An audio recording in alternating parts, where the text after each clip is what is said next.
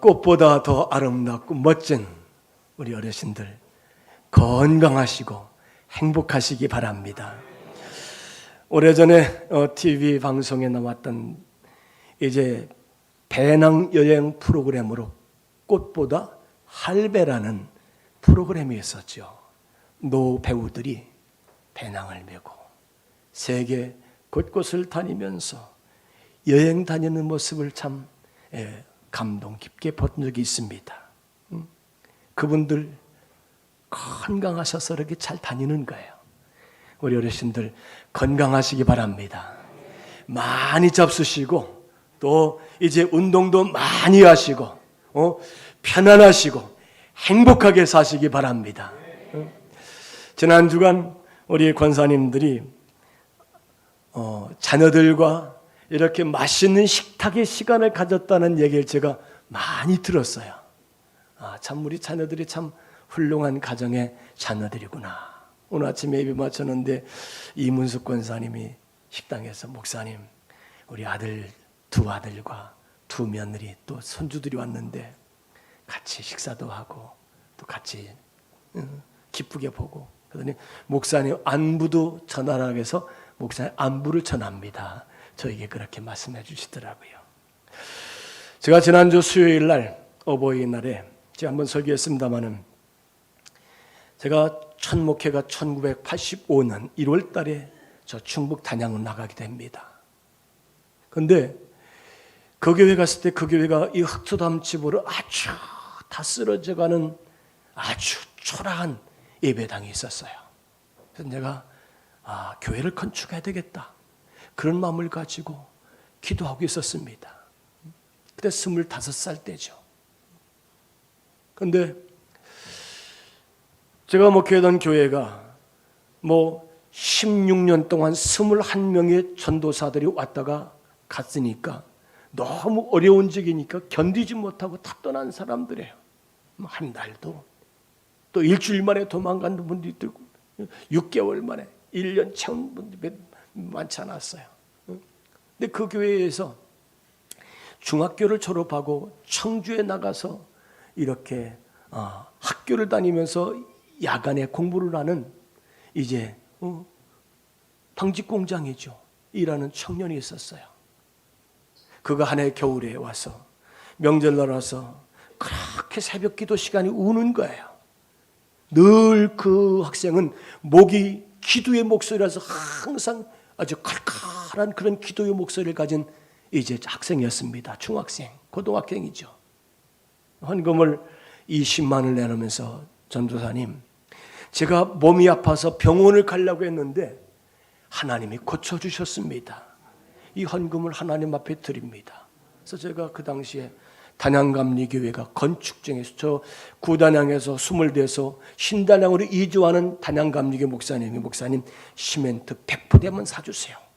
그래서 20만 원 드리고 그 시멘트를 가져다가 단양강가에서 모래를 파다가 또 광산에서 폐석을 가다가 벽돌을 9,000장을 찍었어요. 그리고 그 학생이 매달 11조를 4만 원씩 저희 교회로 보냅니다. 저는 11조를 받을 때마다 저도 양심이 있잖아요. 제 월급을 4만 원 받을 때예요. 그러니까 4만 원의 어떤 그런 11조를 보내는 그래서 편지를 늘 써서 보냈던 것 같아요. 전 기억이 안 나요. 그런데 제가 40년 만에 그 학생한테 전화를 받았어요. 수요일 날. 전 누군지 몰랐어. 그러더니 그 학생이야. 제가 첫 마디가 우리 장권사님 몇 살이야? 그랬더니 60이래요. 저는 저보다 훨씬 밑인 줄 알았는데 저하고 별로 차이가 안 나더라고요. 40년 만에 한 번도 본 적이 없어요. 40년 전에 보고 본 적이 없습니다. 그래서 어버이날이기 때문에 전화드렸습니다 하고 저 충북 제천 봉양에 사는데 남편도 예수 잘 믿는 장로님이시고 또 아들 하나를 잘 키워서 감리교 신학대학 나와서 저 강남의 개포교회 부목사로 섬기고 있습니다. 지금 당신은 내가 그때 보낸 편지가 누런 편지가 돼서 아직도 간직하고 있다는 거예요. 제가 무슨 얘기 했었겠어요? 신앙생활 잘해라. 자기가 정말로 힘들고 어려울 때 이 전도사님 편지를 받고서 너무 힘이 났고 그때 많은 용기를 얻었다는 것이죠.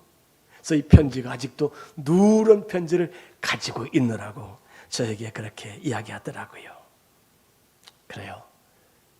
좀 있으면 스승의 날도 있고 오늘은 어버이 주일입니다.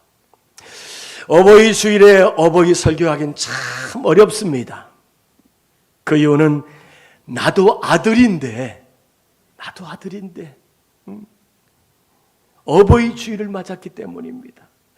오늘도 제 마음속에 들려오는 양심의 소리는 너는 잘했나? 너는 부모를 잘 섬겼는가? 너는 부모를 잘 공경했는가? 그 양심의 소리가 내 마음을 두드립니다. 그 소리가 작년에도 들리는데 올해도 또 들립니다. 또 내년에도 또 들릴 것 같아요. 너는 잘했는가? 지나고 나니 후회가 됩니다. 왜 그런 마음이 들까요? 부모님이 살아계실 때에 자녀들은 늘 부모님에게 사랑을 받고 또 희생과 돌봄과 그 은혜를 늘 받으며 살았다는 것입니다. 자녀들은 늘 부모님께 지혜롭지 못한 자녀들의 삶을 살았다는 것을 후회할 때가 참 많습니다. 성경은 이렇게 말씀하고 있습니다. 지혜로운 아들은 아비를 기쁘게 하느니라. 우리 한번 같이 읽습니다. 솔로몬의 잠언이라. 지혜로운 아들은 아비를 기쁘게 하거니와 미른 아들은 어머니를 근심이라. 여러분, 지혜로운 아들은 아버지에게 기쁨을 주는데 미련한 아들은 어머니에게 늘 이제 근심거리가 된다는 말씀입니다. 사랑하는 여러분, 살아계신 부모님에게 효성을 다하는 것이 지혜로운 자녀인 줄로 믿습니다. 여러분의 가정의 자녀들이 부모님을 그렇게 공경할 수 있는 아름다운 믿음의 가정이 되시기를 주님의 이름으로 축원합니다. 저 중앙청 뒤에 이제 청와대 옆에 보면은 효자동이라는 동네가 있습니다. 어느 날 어느 집에 시아버지 옆에 깐난 아기를 눕혀놨는데 시아버지가 주무시다가 이 아기를 그만 깔아서 이 어린 손자가 죽어가고 있었어요. 그래서 며느리가 일 갔다 와서 보니까 이 아기가 죽어가는 거예요.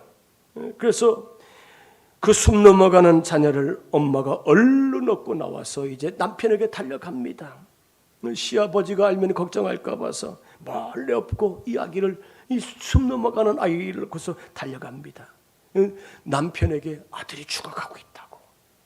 그랬더니 이 남편이 할아버지의 마음을 상하게 하는 불효한 자식 하면서 뺨을 한 대 딱 때렸어요. 그랬더니 아기가 응애 하고 울더라는 거죠. 이 며느리도 시아버지가 걱정할까 몰래 업고 나와서 남편에게 달려갔는데 이 남편은 한술 더 떠서 이 할아버지 마음을 걱정을 끼치는 이 불효한 자식이라면서 뺨을 때렸더니 아기가 다시 살아나서 숨을 쉬고 또 그 소문이 퍼져서 그 동네 이름이 효자동이라. 네, 여러분의 가정이 다 효자, 효녀의 아름다운 가정, 가문이 되시길 바랍니다. 지혜롭게 살면 하나님이 값을 치러주시고 보상해 주신다는 거죠. 말라기 3장 17절에 이제 사번역성이 이렇게 말씀하고 있습니다. 나 만군의 주가 말한다.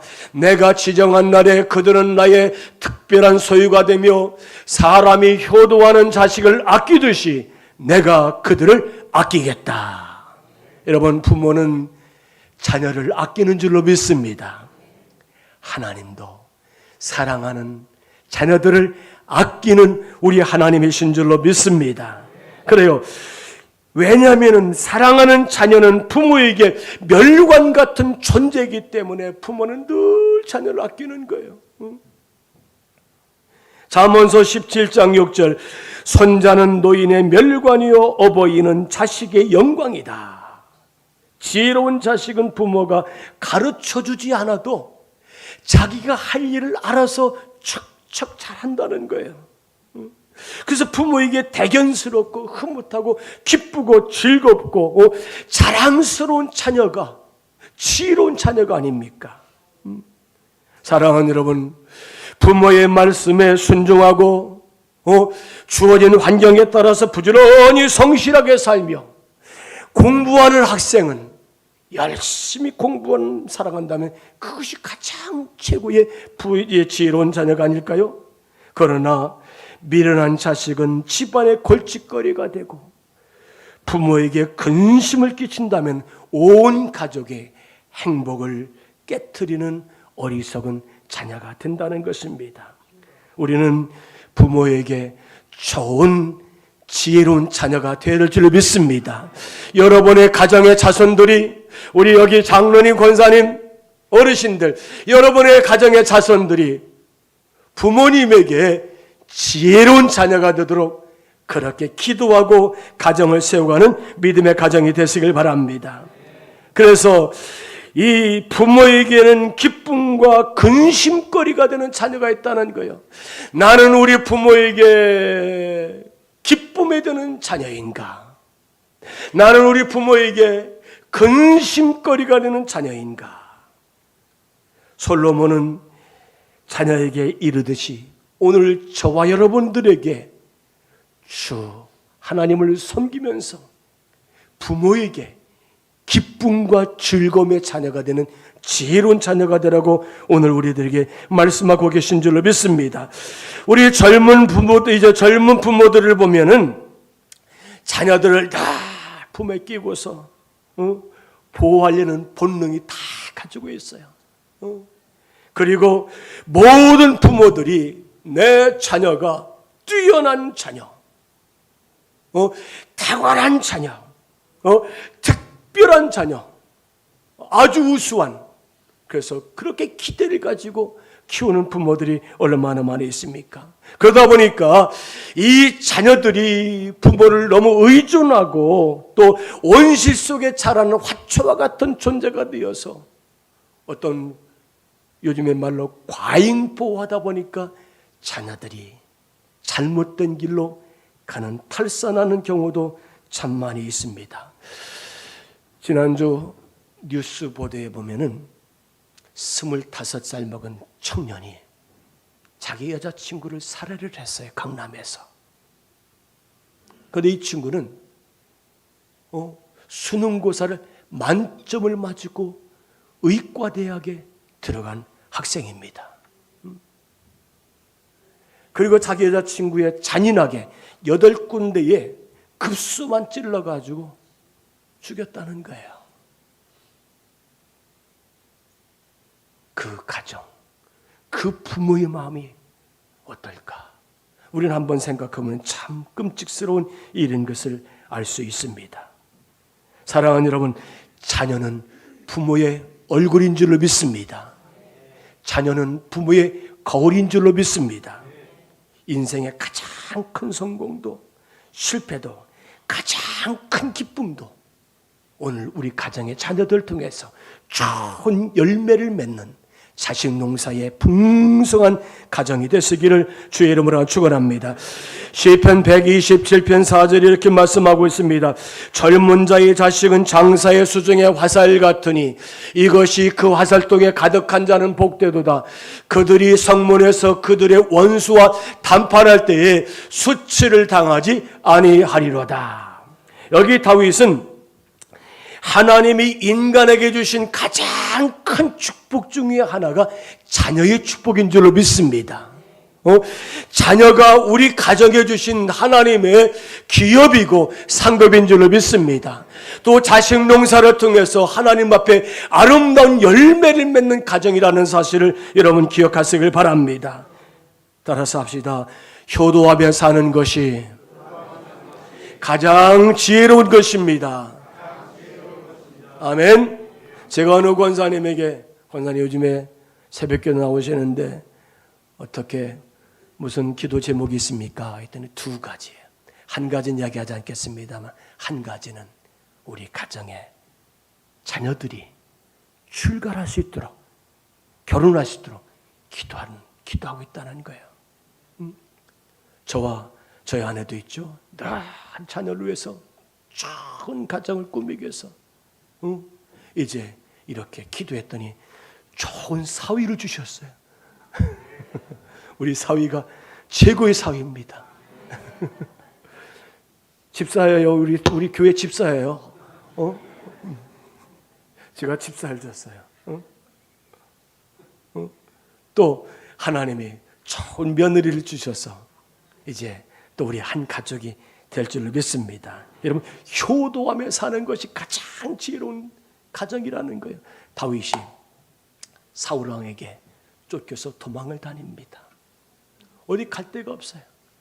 그래서 아둘람 동굴에 갔더니 아둘람 동굴에 그 이스라엘 땅에 환난 당한 자, 마음이 원통한 자, 빚을 진 사람들 400명이 거기에 몰려와서 거기에 이렇게 이제 동굴에 숨어 있었습니다. 다윗이 가만히 보니까 자기 아버지 이새도 거기 있고요, 어머니도 거기 와 있는 걸 볼 수 있습니다. 또 자기들이 형제, 7형제가 거기 와 있다라는 것을 우리가 성경 말씀을 통해서 볼 수 있습니다. 사무엘상 22장 3절, 다윗이 거기서 모압 미스베로 가서 모압 왕에게 이르되 하나님이 날로 위해 어떻게 하실지니 내가 알기까지 나의 부모가 나와 당신들과 함께 있기를 청하나이다. 다윗이 자기 부모를 이끌고서 모압 땅으로 내려갑니다. 여러분, 이스라엘에는 이 부모가 숨어서 지낼 수 있는 곳이 없다는 거예요. 형제들이 숨어서 지낼 수 있는 곳이 없다는 거예요.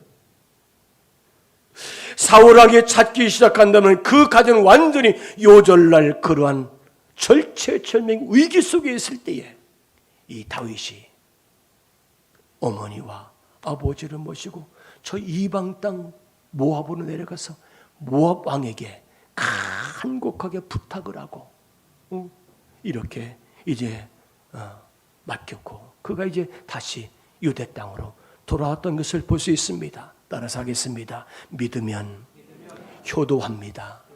아멘. 하나님을 믿으면 효도할 줄로 믿습니다. 다윗은 하나님을 믿는 믿음과 부모에 대한 효도의 마음이 다른 마음이 아니었다는 것입니다. 하나님을 믿는 그 믿음을 가지고 자기의 부모에 대한 효성을 다한 줄로 믿습니다. 여러분, 그렇습니다. 부모가 자녀에게 교육과 경건한 신앙을 단련시키는 부모가 될 때 그 가정이 좋은 믿음의 가정이 될 줄로 믿습니다. 욥기서 23장 10절에 이렇게 말씀하고 있습니다. 그러나 내가 가는 길은 그가 아시나니 그가 나를 단련한 후에는 내가 순금같이 나오리라. 좋은 교육, 경건한 신앙생활을 자녀들에게 단련시키고 이제 양육하고 잘 돌볼 때 그 가정이 아름다운 신앙의 가문을 이루게 될 줄로 믿습니다. 여러분, 자녀들이 신앙으로 단련된 뒤에는 정금같이 100%의 순금 같은 아름다운 자손이 된다는 거예요. 우리 성도들의 가정에 보면은 우리 권사님들, 우리 아들은 어느 교회 집사, 어느 교회 다니고 있습니다. 어느 교회 다니고 있습니다. 신앙생활 잘합니다. 교회학교 교사도 하고요, 성가대도 하고요, 집사도 있고요, 권사도 있고. 그런 말씀할 때 이 가정은 정말 신앙적인 훈련과 단련이 잘 된 가정이구나. 그런 가정으로 물려주는 믿음의 가정이 되시기 바랍니다. 그래서 우리 자녀들이 경건해서 사려 깊은 자녀가 되었으면 좋겠습니다. 이 사려가 깊다는 것은 무슨 말입니까? 부모에 대한 깊은 마음을 가진 자녀들이 지혜로운 자녀라는 것입니다. 부모가 연로해서 약할 때에 보살펴주는 자녀, 또 섬겨주는 자녀, 부모의 마음을 즐거움을 주는 자녀, 부모를 위로하는 자녀. 제가 어렸을 때부터 저희 집은 할아버지, 할머니 같이 살았어요. 또 아버지, 어머니, 또 형제들. 그래서 제가 아버지를 보면서 지금 생각해보니까 참 우리 아버지가 좋은 효자였구나. 늘 그런 생각을 합니다. 할아버지가 참 까칠한 할아버지였어요. 우리 어머니에게 얼마나 시집살이를 시키는지. 그때 할아버지가 되게 미웠어요. 그리고 국수를 삶으면 절대로 안 잡수세요. 밥을 해와라. 그 어머니는 국수 삶고 밥을 또 따로 해서 시아버지를 그렇게 대접을 합니다. 근데 아버지는 한 번도 할아버지에게 말대꾸하는 것을 제가 들어본 적이 없어요. 짜증이 날 텐데도 어린 나에게는 짜증이 나는데 아버지는 그렇게 하지 않더라고요. 옛날에 시골은 화장실이 저 밖에 있잖아요. 그래서 날 좋으면은 늘 요강 아시죠? 예, 요강을 깨끗하게 닦아다가 저 발치 운목에다가 갖다 놓으면은 아침에 또 그걸 갖다가 이제 처리하고 또 깨끗이 닦아서 엎어 놓으시고 또 저녁 때 갖다 놓으시고 그렇게 하는 모습을 제가 보면서 우리 아버지가 효자였구나. 그런 걸 제가 보면서 자라게 됩니다. 우리 충부연의 사모합창단의 지휘자였던 오윤영 선생이라는 사람이 있습니다. 부평의 부광교회 지휘자입니다. 이 오윤영 선생은 한쪽 다리가 불편해요. 그래서 음악을 참 잘했어요. 그래서 큰 교회 지휘자가 되었고 이태리에 유학을 갈 때에 그 이태리에서 유학을 하면서 어버이 주일날에 그가 찬송곡 579장 어버이 은혜 이 찬송을 1절부터 4절까지 다 부른 적이 없다는 거예요. 못 불렀다는 거예요. 어머님의 넓은 사랑 귀하고도 귀하다 그 사랑이 언제든지 나를 감싸줍니다. 내가 올 때 어머니는 좋게 기도드리고 내가 기뻐 웃을 때에 찬송 부르십니다. 이 찬송을 1절부터 4절까지 못 불렀다는 늘 이 찬송을 부르면서 눈물 우느라고 한국에 돌아와서 그 친구는 거의 매주일 주말 주중에 시골에 가서서 어머님, 아버님을 식사를 대접을 하고 병원에 모시고 갔다가 인사를 드리고 다시 올라오는 그러한 이제 여정을 살고 있다는 얘기를 제가 들었습니다. 여러분, 효자죠? 아름다운 효자입니다.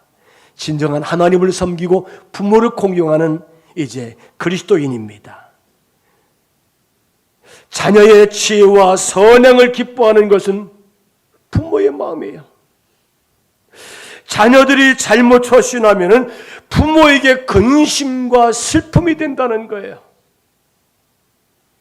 미련한 아들은 어미의 근심이 되느니라. 지혜로운 아들은 아비를 기쁘게 하느니라. 사랑하는 여러분, 여러분의 가정의 자녀들이 부모를 공경할 줄 알고 어른을 공경할 줄 알고 부모의 기쁨과 즐거움이 되는 믿음의 가문이 되시길 바랍니다. 자식이 악하고 흉측하게 된다면 그것보다 더 근심되는 것은 없다는 것입니다. 여러분, 세상의 모든 어머니들은 철인입니다. 어머니들은 강한 어머니들입니다. 그래서 신은 이 세상에 다 신이 다 이제 다스릴 수 없어서 곳곳마다 가정마다 어머니를 만들어 주셨다는 것입니다. 그렇습니다. 우리의 자녀는 모두 다 부모님들의 작품인 줄로 믿습니다. 부모님의 뼈를 깎는 수고와 인내가 있었기에 오늘 내가 여기 이렇게 있다는 사실을 믿는 성도가 되시길 바랍니다. 부모님이 살아계실 때에 순종하고 공경을 하고 우리가 잘 이제 마음 편안하게 보시는 그러한 아름다운 가정이 될 때에 후회하지 않는다는 사실을 믿습니다. 슈아프라는 사람은 이런 말을 합니다. 부모의 좋은 습관보다 더 좋은 자녀 양육의 교육은 없다. 부모가 자녀들을 양육하고 돌보는 그런 마음을 가지고 사는 것처럼 여러분의 가정의 자녀들의 그렇게 부모를 따라가고 부모의 순종하며 공경할 수 있는 그런 믿음의 가정이 되었으면 좋겠습니다. 이런 어머니의 소중함을 모르면 효자 되기를 포기한 자들이라는 거지요. 오늘 말씀 1절에 이렇게 말씀하고 있습니다. 자녀들아 주 안에서 너희 부모에게 순종하라. 이것이 옳으니라. 부모에게 순종하는 것이 옳은 줄로 믿습니다. 골로새서 3장 20절 이렇게 말씀하고 있습니다. 자녀들아 모든 일에 부모에게 순종하라. 이는 주 안에서 기쁘게 하는 것이니라. 사랑하는 여러분, 부모에게 순종하는 것이 부모를 기쁘게 하는 것인 줄로 믿습니다. 그래서 성경은 부모에게 공경하고 순종할 때에 이것은 약속이 있는 말씀이라고 말씀하고 있습니다. 어떤 약속이 있습니까? 내가 땅에서 잘 되는 약속이 있는 줄로 믿습니다. 장수의 복을 받게 될 줄로 믿습니다. 장수의 복을. 제가 지지난주하고 지난주에 우리 남궁명호 권사님과 또 우리 정정자 권사님 가정을 신방을 했어요. 우리 권사님들 참 건강하십니다. 우리 정정자 권사님 자녀가 용돈을 주면 했죠. 아이 싫다. 왜 내가 그거 받느냐 했더니 엄마 그러지 말라고. 엄마가 이렇게 우리를 키워주셨기 때문에 내가 이렇게 살고 있는 거예요. 받으셔야 된다고. 그렇게 이 권사님은 꼭 그 용돈을 받고서 또 자녀들에게 무언가를 보답하신다는 얘기를 들으면서 아유 권사님 그렇게 안 해줄 텐니다. 권사님 그만큼 애쓰시고 희생하시고 섬기시고 자녀를 잘 키웠기 때문에 자녀를 잘 된 것 아닙니까? 우리 두 분 권사님 얼마나 건강하신지 몰라요. 우리 교회에 90 넘으신 권사님 우리 박영채 권사님도 계십니다만은 권사님들 건강하신 분들이 다 건강하세요. 여러분의 가정에 효가 있고 순종이 있고 공경이 있어서 장수하는 가정이 되시길 바랍니다. 여기 부모를 공경하는다는 말은 하나님을 공경하라. 내 부모를 공경하라. 이 공경이라는 말은 같은 말입니다. 헬라어의 티마라는 말인데 이 티마라는 말은 값을 치르다. 또 가치를 높이 평가한다는 말의 의미가 이 공경한다는 말의 헬라어 티마예요. 부모를 높이 공경하고 부모의 가치를 높여드리고 부모의 마음을 감사해서 늘 효도하고 공경하고 그 앞에 순종하는 자녀. 자녀는 빚은 갚는 심정으로 부모를 섬겨야 될 줄로 믿습니다. 한번 따라서 하겠습니다. 부모는 자녀의 축복의 창고입니다. 그렇게 믿습니까? 부모는 자녀의 축복의 창고라는 거예요. 살아계실 때에 부모가 계시다는 것이 축복이고 기도해주는 부모가 있는 것이 축복인 줄로 믿습니다. 우리가 부모를 공경하는 방법 7가지가 있습니다. 첫째는 부모가 하고 싶은 것을 해드리는 거예요. 부모님 원하는 것을 해드리는 것이 부모 공경의 첫 번째입니다. 두 번째는 형제간에 우애하는 거예요. 모든 형제간에 같이 우애하고 사랑하는 그 관계를 가진 좋은 가정. 세 번째로는 결혼한 자녀들은 부부간에 서로 사랑하고 자녀를 잘 양육하는 아름다운 가정을 꾸미는 것인 줄로 믿습니다. 그 가정이 잘 행복하게 살아나는 것, 그런 모습을 보여주는 것이 효도라는 것입니다. 네 번째로는 부모가 조금 실수하더라도 이해하고 넘어가는 것이 부모 공경이고 효도인 줄로 믿습니다. 다섯 번째로는 부모 공경은 부모님의 마음을 편안하게 해드리는 것이에요. 편안하게. 전화도 자주 하시고, 전화 안 오면은 전화 좀 해라, 그렇게 말씀을 드리세요. 자녀들에게 전화도 하고 또 안부도 묻고. 여섯 번째로는 부모님을 높여드리는 거예요. 부모님을 높이는 거예요. 마지막 일곱 번째는 부모 공경은 부모를 소중하게 여기는 것인 줄 믿습니다. 이런 부모님이 있다면 우리 여러분의 가정에 자녀들은 축복의 창고를 가지고 사는 자녀가 된다는 사실을 가지고 우리 자녀들에게, 우리 어르신들 좋은 축복의 창고가 되시기 바랍니다. 또 자녀들이 부모로부터 그러한 복을 받는 아름다운 귀한 가정의 자녀가 되시기를 주님의 이름으로 축원합니다.